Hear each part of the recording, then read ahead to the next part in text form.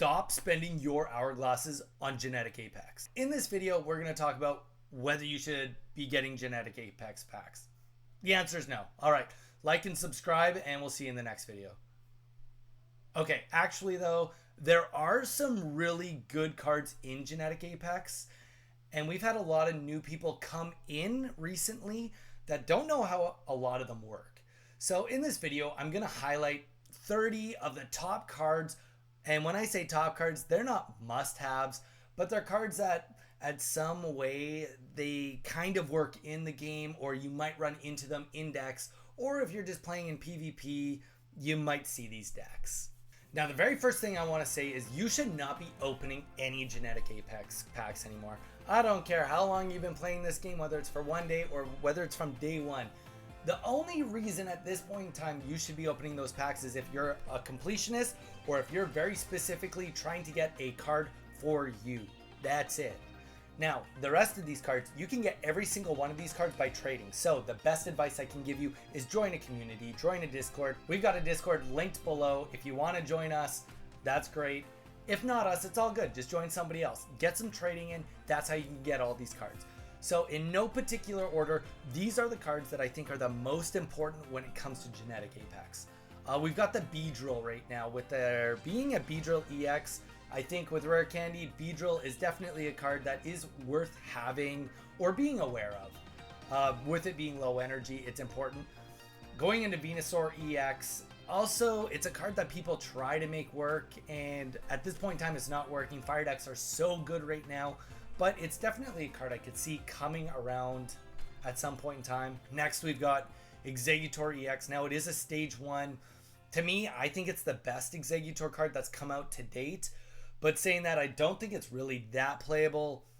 I would put this on like the very low end of the list of trying to get, but it definitely can work. It used to be extremely explosive, and the main reason it makes it on this list is because there is a decent amount of support cards for grass Pokemon, like the Leaf Cape, as well as the Ericas for healing. Going into fire types, Ninetales is kind of on this list, and we are going to only talk about Ninetales because we're going to talk about Blaine. So, Blaine is a card that adds 30 damage to Ninetales, Rapidash, and Magmar. I think this card is worth having, especially because more Ninetales, Rapidash, and Magmar cards will continue to come out. So, I think this card is worth trading for.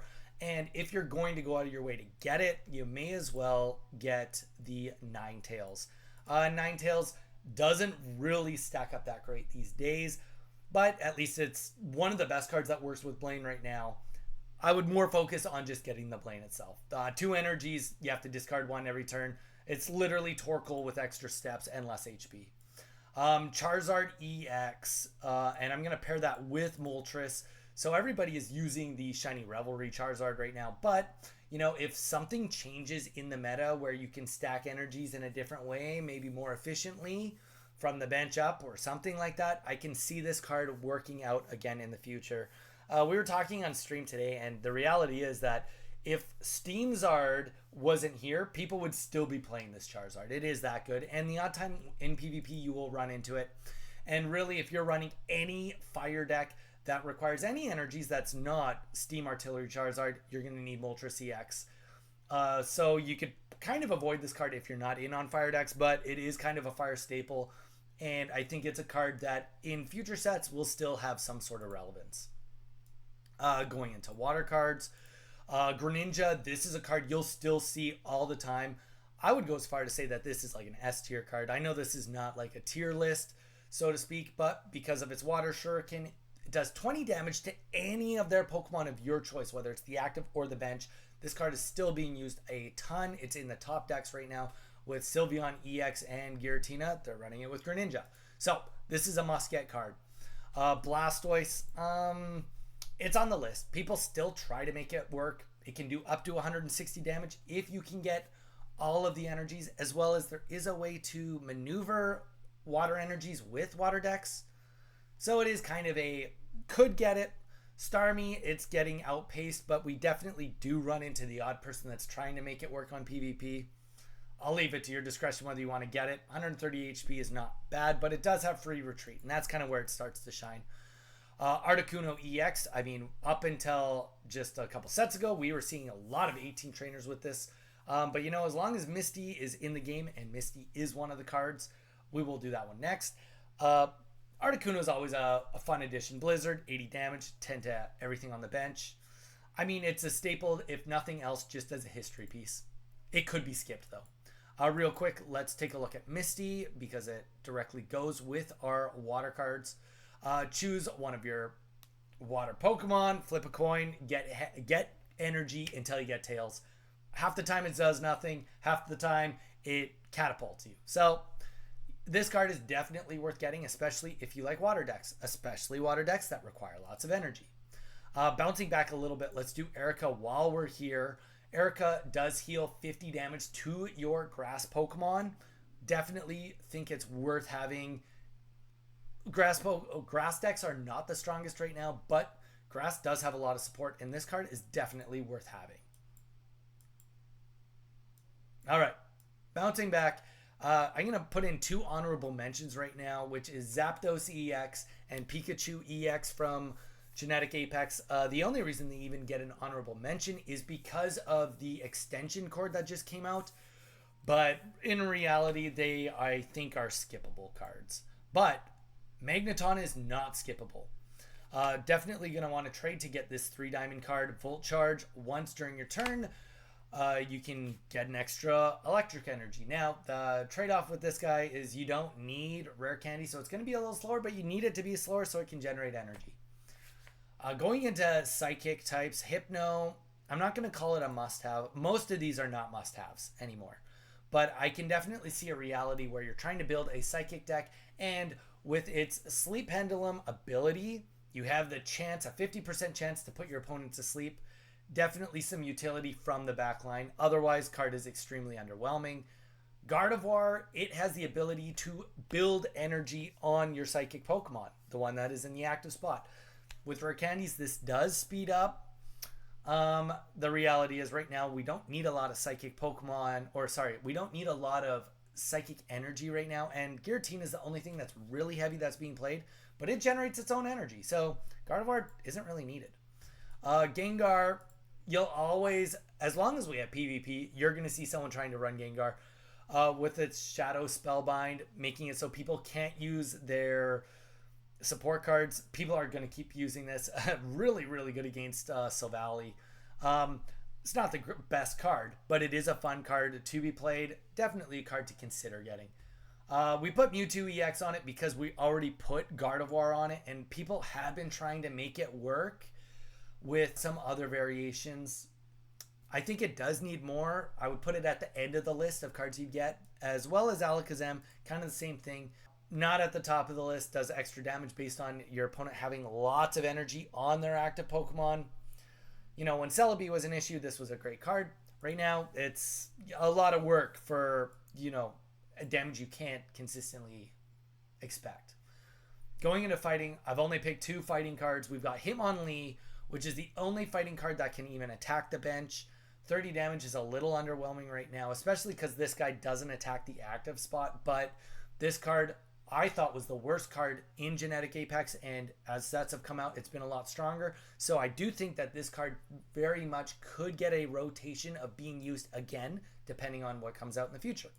Kabutops, very unique card. If you're into fossil fighting decks, it is an interesting card in the fact that it does heal itself. So if you're attacking something that's weak to fighting, it'll heal 70 damage. If you throw a red on it, it's going to do an extra 20 healing. So it's healing itself as it goes, and 140 HP. It is a little underwhelming without having a cape or some other tool cards that are not out yet, but it is definitely a card I'd consider getting. The only dark card worth getting here is going to be Weezing, and that's mainly because of its ability, make your opponent's active Pokemon poisoned.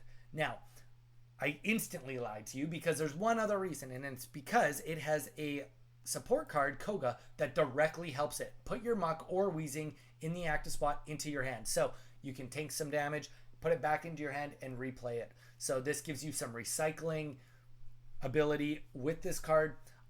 I would say that if you're not going to get Weezing, then don't worry about Koga. But if you're going to get one of them, for sure make sure you get both of them. All right, bouncing back. Dragonite, well, as our good friend Pokemon Mage always says, friends don't let friends play Dragonite. But we keep seeing people try to play Dragonite. And you know what? At the very least, it is a fun thing to try to put together to get Draco Meteor down.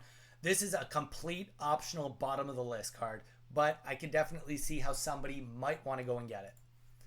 Farfetch'd has always been a staple. 60 HP may not seem like a lot, but for 1 energy doing 40 damage, this is a good amount of damage for what it is. There are other cards that fill this role, but it is still a card I would consider to try and get. Kangaskhan, this is more of like a personal pick. It is a rare. 100 HP, 1 energy to do 0 to 60 damage. When this first came out, it was quite good. If you're looking for something to tank that for 1 energy can do some damage, maybe the Lima paired with it to pull it away, it could have a use. I would also put this in the optional section. Next, we got Wigglytuff.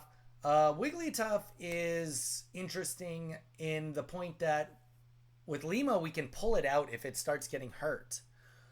But 80 damage and putting your opponent to sleep, that's a pretty strong ability to go off of this.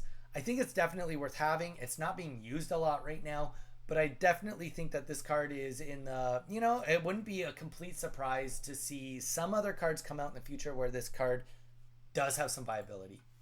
Pidgeot, this is also a personal favorite of mine. My favorite art style of the whole set. And its ability is literally Sabrina. You use it and they get to swap with something on the back line. There are people trying to make it work. It's just not working the way it is because Cyrus, I think most people can agree, is better than Sabrina. But, if you're looking for something like that, 2 energies to do 70 damage, there's definitely nothing wrong with that. A little bit better than optional, but not much. And that brings us to our final support cards. We've already talked about Erica. We've already talked about Misty, Blaine, and Koga. That brings us to Giovanni. Giovanni is being used a lot less nowadays, but it adds 10 attack damage to the active spot. Very specific. This does not go onto bench Pokemon if you hit them. It only hits the active spot. It's worth having. Why is it worth having? It does help you with ranges depending on what decks you are fighting against. Even though it's not being used as much, Silvally, this is definitely a strong card to have, especially in the mirror match because Silvally only has 110 HP. Throw that up and boom, you're doing 110 damage. Sabrina. So this is going to make it so that your opponent picks a new Pokemon. I know, it's exactly what it says. Who would have thought? But yeah, it is definitely worth having. It's being used less, but there are definitely times when this card does come in clutch and it is worth getting. And that brings us to the end of this. None of these cards are worth trying to pull. The most important cards of this whole set are the trainers. And I promise you, all of these support cards are a pain in the butt to try and pull out of Genetic Apex packs. Just find a community and trade and get the cards. Trade and get the cards. Now, all these cards, only some of them are S tier. Like I said, this isn't a tier list. This is more about just, hey, I'm new to the game or I want a refresher. What cards should I try to potentially get as time goes on? Or maybe it's to spark some interest to build a specific type of deck. You take this information, use it however you want. We will be doing a video like this for every single set. And the point of this video is to be a little bit more timeless, right? As new sets come out, new cards come into play, and most of the time we got new meta decks. But some of these cards you're always going to want to keep in the back burner, like with Buzzwole being here, Erica, not a bad card for it. Being able to heal 50 damage onto it, right? With Cyrus coming out, being able to pull in Pokemon from the bench. Greninja being able to do damage to the bench, you can pull them in the same turn, right? So a lot of these cards do have more niche needs, but I do think that they all are warranted to potentially make it into your collection. If you like this kind of content, please feel free to subscribe, like the video, drop a comment if you think I missed any cards that are that important from Genetic Apex, and we will see you in the next video.